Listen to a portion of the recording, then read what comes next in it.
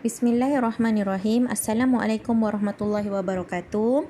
Okey, Muklimah harap semua murid-murid 3 Hamzah berada dalam keadaan yang sihat. Okey, yang pertama sekali Muklimah minta semua murid-murid dapat sediakan alat tulis, buku pendidikan, buku teks pendidikan Islam dan juga buku aktiviti pendidikan Islam. Okey, gambar yang Muklimah tunjuk ni, ini gambar buku lah.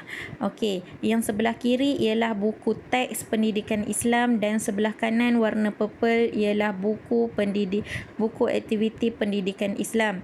Jadi Muklimah harap semua dapat sediakan buku-buku ni lah.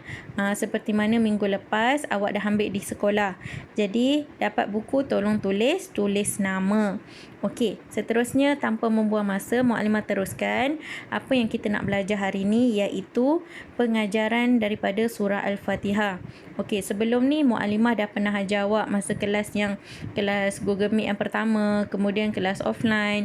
Kita dah belajar apa dia surah Al-Fatihah, berapa ayat daripada surah Al-Fatihah, apa maksud surah Al-Fatihah. Okey, jadi untuk hari ni kita belajar pengajaran apa yang kita dapat daripada surah Al-Fatihah. Okey, dekat sini dia terbahagi kepada dua. Kandungan surah Al-Fatihah. Kandungan ni apa yang ada, isi-isi penting daripada surah Al-Fatihah. Kemudian daripada isi penting tu apa pengajaran yang kita dapat. Okey, yang pertama sekali semua murid-murid tengok. Okey, boleh buka buku teks muka surat 29. Okey, dekat sini kandungan surah Al-Fatihah yang pertama, dia bagi tahu puji-pujian kepada Allah Subhanahu Wa Taala dan membesarkan keagungannya. Okey, daripada surah Al-Fatihah ni sebenarnya kita banyak memuji Allah, seperti kalau kita baca Bismillahirrahmanirrahim, maksudnya dengan nama Allah yang Maha Pemurah lagi Maha Penyayang. Alhamdulillahirabbilalamin, segala puji bagi Allah. Jadi dekat situ kita banyak puji Allah.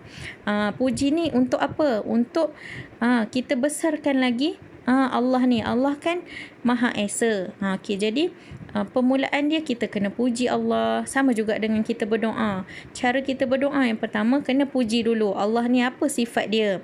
Okey, jadi pengajaran daripada situ, yang pertama kita kena memulakan sesuatu pekerjaan dengan basmalah. Maksudnya apa yang kita nak buat. Contoh hari ni kita nak belajar, kita baca dulu Bismillahirrahmanirrahim. Kita bangun daripada tidur, ucap Bismillahirrahmanirrahim. Nak makan, jadi apa benda pekerjaan yang kita buat, mulakan dengan basmalah. Sebab apa? Basmalah tu dia dah tertulis dah. Maksudnya kita puji Allah lah, dengan nama Allah yang Maha Pemurah lagi Maha Penyayang. Okey, kemudian sering mengucapkan Alhamdulillah. Jadi apa yang kita dapat, contoh hari ini kita dapat makan sedap, hari ini kita dapat belajar, hari ini dapat jumpa Muklimah, jadi ucap Alhamdulillah. Okey, yang kedua dia bagi tahu kandungan daripada surah Al-Fatihah ni, Allah ni Maha Pemurah lagi Maha Penyayang. Allah ni dah baik, penyayang pula tu. Baik hati, sayang semua orang. Okey, jadi pengajaran dekat situ, kita mestilah berkasih sayang sesama makhluk. Okey, makhluk ni bukan manusia sahaja, haiwan, tumbuh-tumbuhan. Jadi kita kena sayang semua makhluk ciptaan Allah. Kemudian meraih pahala sebanyaknya. Okey, jadi semua benda yang kita kena buat, perkara yang kita buat tu perkara yang dapat pahala lah. Contoh tolong orang. Okey, yang ketiga, ikrar mentauhidkan Allah Subhanahu Wa Taala. Ikrar ni maksudnya pengakuan. Pengakuan yang Allah ni Maha Esa. Okey, macam mana kita nak mengaku Allah ni wujud, Allah ni ada, iaitu yang pertama kita kena tunaikan solat. Yang kedua, memohon pertolongan hanya kepada Allah Subhanahu Wa Taala. Apa sahaja kita susah macam mana pun, kita kena berbalik kepada Allah. Memanglah kadang-kadang kita susah, tapi tiba-tiba ada orang bantu kita. Kita tak ada duit, tiba-tiba orang bagi duit kat kita. Kita tak boleh kata mujuk ada orang tu tolong. Tak, sebenarnya Allah yang gerakkan hati orang tu untuk tolong kita. Jadi apa-apa je kita kena solat, kena berdoa. Okey, yang terakhir sekali, nombor 4, doa diberikan hidayah dan berada di jalan yang diredai Allah. Okey, jadi kita ni kena sentiasa doa supaya Allah beri petunjuk kepada kita. Supaya apa yang kita buat tu Allah redha. Okey, macam mana nak jadikan Allah ni redha perbuatan kita? Yang pertama, kita ni kenalah belajar agama.